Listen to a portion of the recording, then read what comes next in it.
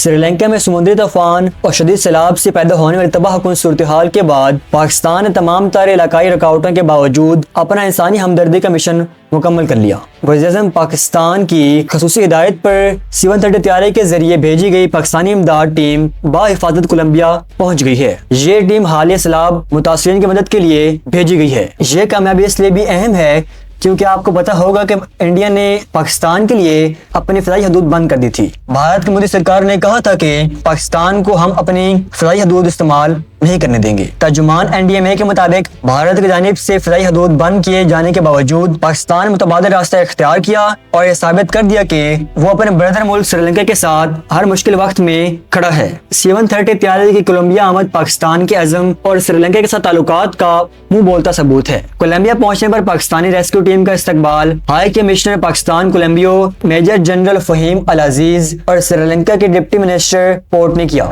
पाकिस्तानी सफीर ने हुकूमत पाकिस्तान की जानिब से भेजी गई इस खसूसी टीम को हर मुमकिन ताउन की यकीन दहानी कराई और तमाम अराकीन से मुसाफा किया। तर्जुमान NDMA ने मजीद बताया कि सैलाब मुतासिरीन के लिए हुकूमत पाकिस्तान की जानिब से 200 टन इमदादी सामान की एक बड़ी खेप बहरी रास्ते से भी जल्दी श्रीलंका पहुंच जाएगी। ये सामान अशियाए ज़रूरिया और रेस्क्यू का सामान फराहम करेगा जो सैलाब मुतासिरीन की बहाली के लिए इंतहाई जरूरी है।